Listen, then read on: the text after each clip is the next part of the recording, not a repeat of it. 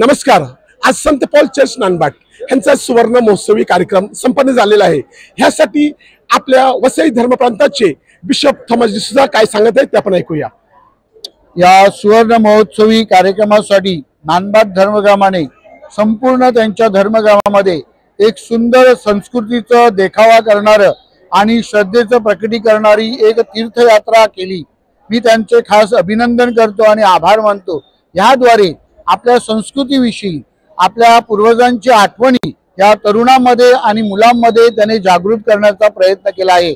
त्याद्वारे आपल्या समाजामध्ये त्यांनी एक ऐक्याची आणि प्रीतीची भावना निर्माण केली आहे। त्याबद्दल त्यांचे खास अभिनंदन आणि आभार।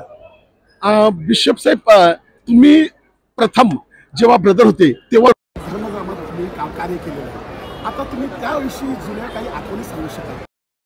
1993 ते 1994 या एक वर्षाच्या रिजन्सीच्या म्हणजे कार्यानुभवाच्या वर्षासाठी मी स्वर्गवासी फादर डेनिस कोक्या यांच्या समवेत इथे एक वर्ष ब्रदर म्हणून कार्य केले आहे। आणि त्या काळामध्ये मी कार्य करीत असताना मला लोकांचा अगदी जवळून अनुभव आला आणि लोकांचा जो चर्च मधला सहभाग आहे तो पाहून मी खरोखरच भारावून गेलो आणि त्याद्वारे धर्मगुरू पदाची जणू काही दिशा मला प्राप्त झाली। लोकांसाठी कार्य करणारा धर्मगुरू मी निर्माण व्हावा म्हणून मी माझं ध्येय निवडलं आणि लोकांमध्ये कार्य करणारा, विशेष करून या नांदबाड धर्मग्रामामध्ये 1986 मध्ये मुळगामी चळवळी ही फादर एलायस डिकुना यांच्या काळामध्ये सुरू झाली आणि मग त्याला स्वर्गवासी फादर नॅप गोन्साल्विस यांनी दुजोरा दिला आणि फादर डेनिस कोक्या यांनी त्याला कळस चढवला।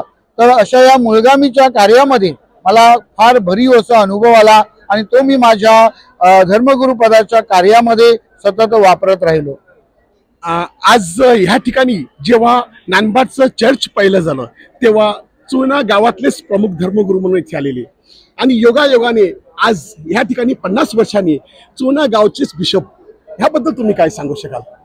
आमचे चुना गावातले पहिले धर्मगुरू फादर मायकल डिसूजा हे अतिशय प्रेमळ असे धर्मगुरू होते, आध्यात्मिक असे धर्मगुरू होते आणि जणू काही त्यांनी मेहनत घेऊन या सुरुवातीच्या काळामध्ये या धर्मग्रामाला अतिशय सुंदर अशी दिशा दिली आणि त्याचा लाभ या धर्मग्रामातील लोकांना खूप झाला। आज देखील या धर्मग्रामातील जे ज्येष्ठ आहेत ते त्यांची आठवण करतात आणि त्यांच्या प्रती ऋण व्यक्त करतात। हे जेव्हा मी पाहतो आणि ऐकतो तेव्हा चोळणकर म्हणून मला त्याचा खूप अभिमान वाटतो आणि आज चोळणा धर्मग्रामाचा बिशप म्हणून मी उपस्थित आहे म्हणून मी देवाचे आभार मानतो।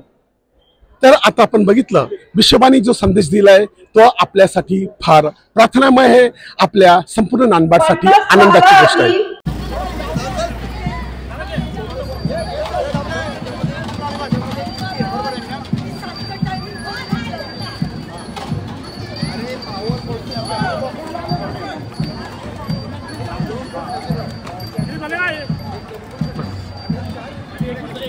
Yes.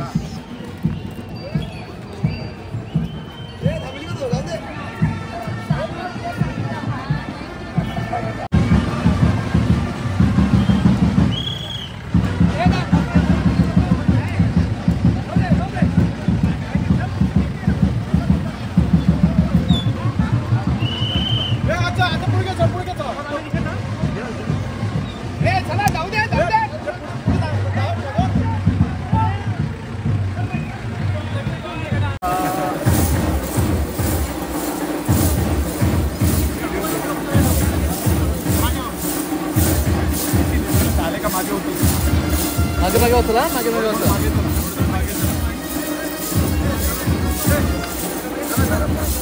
मॅडम, मागे वा।